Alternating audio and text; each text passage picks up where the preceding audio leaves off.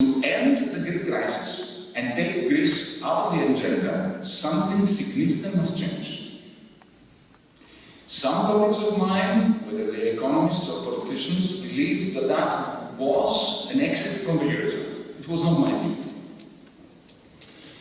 But to perpetuate the last 5 years, what was going on between 2010 and 2015, by means of further loans, was not an option. My proposal, which you can read, but of course nobody refers to it, because the official version was that I had none.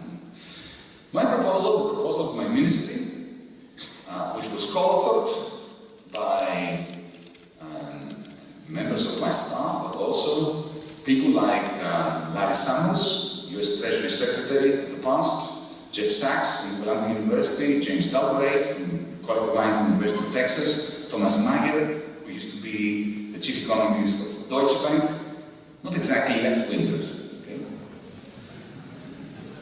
Comprised three essential elements. The first element was institutional reforms which are absolutely necessary to deal with the problem of lack of liquidity within Greece, and in particular the creation of a bad bank like you created here in Germany, like Spain created, to deal with the non-performing loans. Because when I took over the ministry, 43% of loans of the banking sector were non-performing. This was a major error, the recapitalization of 2013 of the banking sector, which didn't deal with non-performing loans. This is a classic error. The bad bank, therefore, was necessary in order to use standard financial engineering tools in order to start dealing with the non-performing loans to allow for credit creation. One of the great problems in Greece is that you have companies that are few, not many, who are efficient, they have a full order book, they export, but they have no access to credit. To unleash credit, you need to deal with non, so a bad bank is essential. A development bank, effectively what we were recommending, and I had German advisors working on this, was the creation of a kind of a Treuhand, but with a banking license, to use public assets in order to create a homegrown flow of investment funding into these public assets to develop them, to improve their value, instead of going into fire sales, which is what the previous government was doing. The institutional reforms also involved major changes in the tax system, major changes in the tax administration. I was a very strange Minister of Finance, by Greek standards at least, but not just by Greek standards, because I was arguing that the tax office should be taken out of my purview. It should be removed from the ministry, it should be made independent, and it should not be under either political influence, my influence, other politicians' influence, or corporate interest or influence. So, the last part of the reform process which we were recommending concerned pensions and the link between the pension funds as well as the development bank to create a funding flow of the pension funds in order to redress the fact that 70% of the capitalization of our pension funds evaporated in 2012 with the PSI, with a haircut, because the pension funds were forced to hold Greek government bonds which were haircut in 2012. And also, essential product market reform.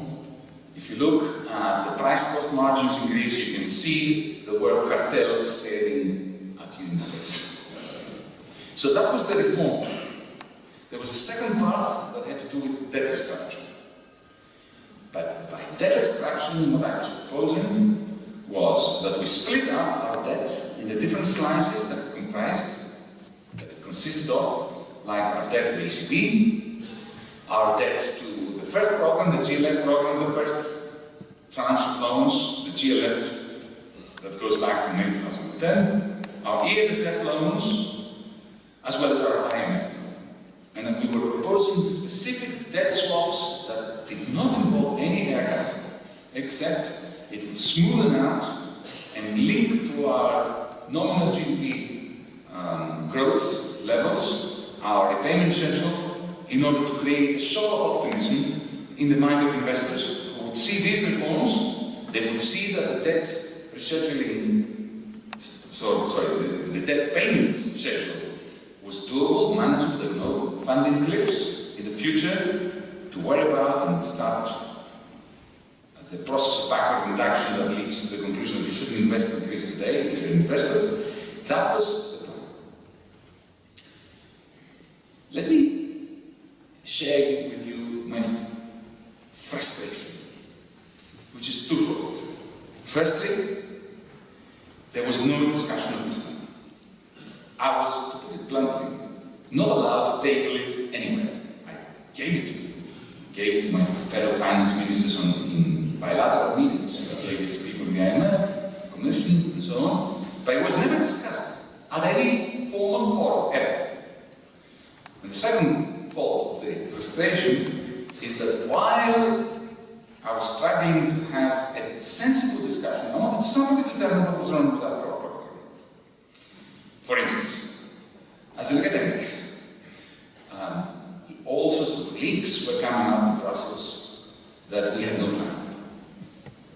It's one thing to have criticisms of your plan, to be told that the plan is foolish. I accept that. As an academic, I thrive on criticism, but I can assure you it's extremely frustrating when not only are they not accepting to discuss your plan, but then they leak to the press, and then that becomes a fact for everyone that we didn't have a plan. We didn't know what Varoufakis wanted. He didn't have a plan. I can assure you this is extremely both frustrating and indicative of the state of debate in Europe. Let me finish, because I've already spoken far longer than I wanted to speak, by saying that the outcome in the end was a surrender of our government and a major defeat for Europe. Let me put it very simply, and this is how I'm going to conclude for now until we start the discussion.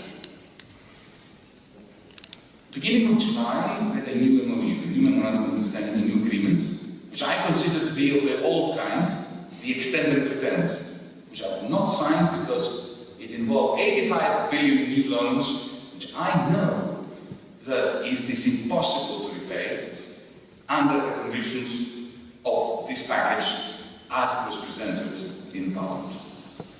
And that's why I resigned, because I was not going to be yet another Greek minister who makes pledges that he knows he cannot fulfill.